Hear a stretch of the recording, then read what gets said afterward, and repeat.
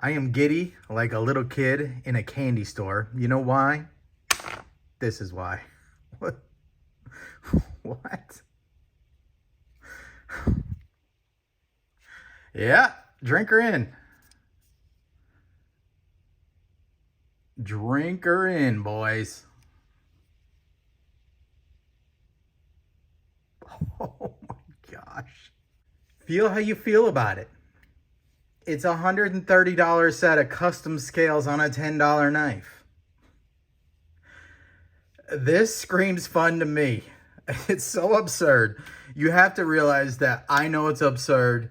RC Blade Works, my buddy, my partner in crime on this one, knows it's absurd. I'm not telling you to buy it. I'm not even telling you to like it. But I am going to tell you that I love it. So have your feelings how you will. And it's an absurd project. I sent him a DM on Instagram, kind of kidding, not kidding type situation. And he was like, brother, I can't find them anywhere, but you're not the first person to ask me. So I went hunting around, and my local Walmart, for some reason, had 3 of them in stock. I grabbed 2, one for me, one to shoot off to him to see if he was going to make some scales for it. And then I left the other one there for good karma. I just feel like this is not a bad thing for the knife community to have a good $10 knife that we can buy and just recommend to people, have people learn how to sharpen, have people learn how to carry and use. And I'm not saying that you need to do that. I'm just saying it's not bad to have options available, right? So I carried and used this thing for about 2 weeks. I sharpened it. I cut everything. You can see the blade finish is starting to show that. You can see my sharpening is toothy. Because this is D2, I wanted to go ahead and leave it a toothy edge. And I like it a lot, especially for $10. Well, now I love it because now if you guys follow my channel, you know exactly why I love this thing. So it's just so absurd. It's ridiculous. It just like makes my heart giggle when I look at it. And look at the workmanship on the inlay here. Man, so he is going to have a few available to sell. I have the link below. But first and foremost, let's go ahead and talk about this knife. We've already got over a little bit of the silliness of it. And I just kind of wanted to give my impressions on this knife. I don't know if you guys remember, it was probably 5 years ago or so. I did a video called a KLO, and it was a review on this little Ozark trail knife, and I called it a knife-like object. It was almost as if somebody who seen a few knives, or maybe even AI or something, designed a knife, and they seen the little flipper tab, and they seen, you know, some blade shapes and designs in the handle, and then made the knife. And it's just, oh, it's terrible. I mean, tip down carry and everything. Just awful, right? Awful action and no semblance of blade centering.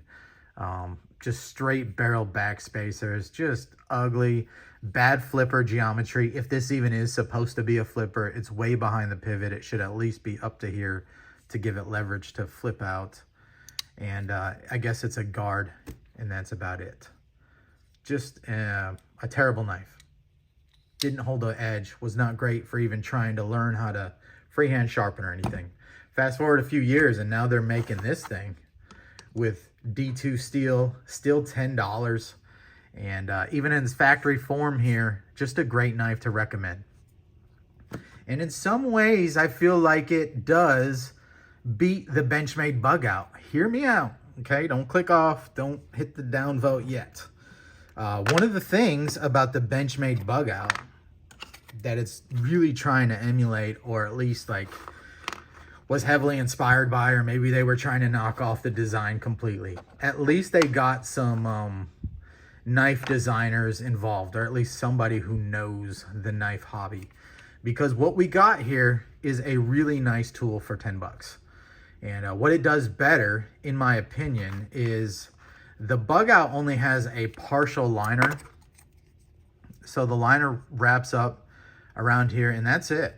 And you can see it inside. Now, of course, mine is all custom titanium, everything, but you can see it, the liner just wraps around right there and just gives enough room for this axis lock. So what happens is when this thing is supported by these two little back spacers here, you can squish the Benchmade bug out like this. It just feels cheap.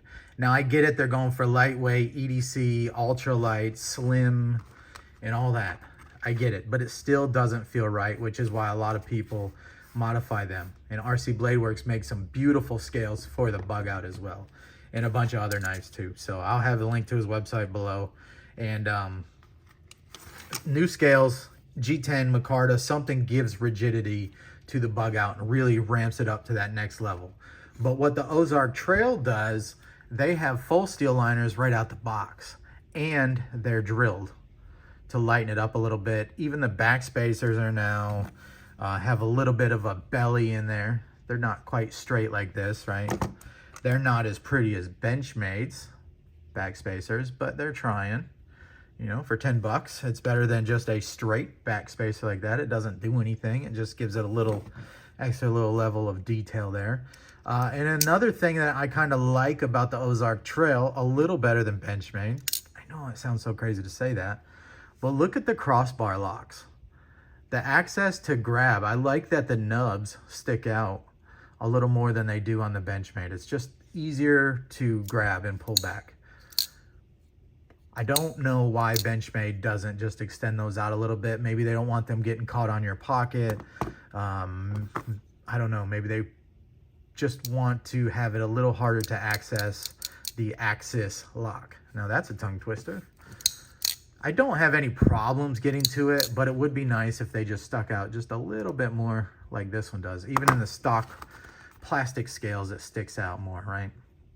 Another thing I like is that the studs do the same thing. So look how small the studs are here. And again, they're flush with the scales. Even in the factory version, they're still pretty much flush with the width of the knife. You can just see it when you look right here. And you can tell because of the way that it is. Right? I wish that the studs were a little bit longer. Now, they do sell aftermarket studs, and you could fix that because these come on out if you unscrew them. But anyways, the Ozark Trail, again, right there. Full steel liners, a little more access on the crossbar lock or axis lock, right? And the thumb stud is a little bit easier to hit. Now, everything else, the Benchmade kills it.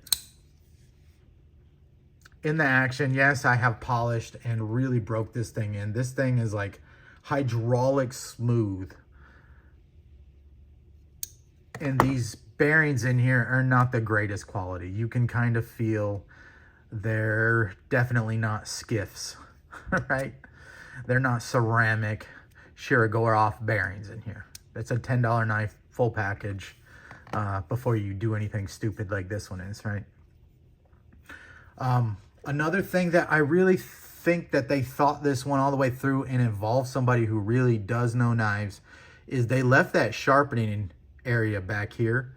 This is a great knife to learn how to freehand sharpen on. I have already sharpened this up once. I kept it to about 600 on my diamond stones and then stropped it up the rest of the way. I have been carrying and using it. It holds an edge great. Again, miles above what they used to do. And it's really thin behind the edge. In fact, it's about the same as the Benchmade. And so it cuts really well, and it's hollow ground blade. So again, you guys know how much I love hollow ground blades versus the Benchmade, where it's, a lot of people might call that a full flat grind. I still think it's a saber. It's just a really high saber grind because we still have a flat portion up here, right? But you have a spear point blade. The blade profiles themselves and paired up with the swedge is just really hard to deny that the Ozark Trail is like trying to do what the bug out's doing. But it is doing it in its own way. I mean, I can't even say copyright infringement or anything because it's a different thing. The Benchmade swells out just a little bit here. This is a little shorter here, a little longer here, with a straight. I actually like the looks of this handle a little bit better than I like the looks of this one. I know it sounds crazy. I think this profile is just a little bit more classic looking than the bug out. I know, feel how you want to feel about it. I'm just giving you my honest thoughts. And blade thickness here, if you put a mic up to it, my lighting messes up with the reflection here, but it is the same. So they mic up the same. That's one thing I've always loved about the Benchmade bug out, is how thin the blade stock is. And if you know me, I like cutting performance, and both of these knives deliver in that. So, man, it's all right. You can hate it. You can hate it. But I do like it. And for 10 bucks, if you can find them in stock, man, they're really hard to not recommend. I'm not saying you're going to get a perfect one. I'm not saying yours is going to be centered. I'm not saying you might not have one that locks up as nice as this one does. But, man, I'm kind of curious to see what they release next. And let me know what you guys think about these RC Bladeworks scales. Again, RC Bladeworks Sharp, in the comments somewhere below. I'll do a live video to do the giveaway on the scales. And if I can find the knife, we will put that in the box with this for you. So I appreciate you guys hanging out. If you know me, I'm not a serious person at all. I'm all about fun. I want to extract maximum fun out of anything that I do. And this is just fun. This hobbies should be fun, and this is fun to me.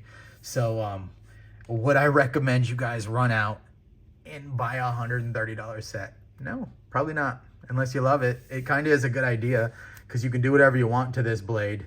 Break it, chip it, and as long as you didn't lose it, you can put these scales onto the next one that you buy. Is that a really good reason to like just not get some for your bug out? No, but it's fun.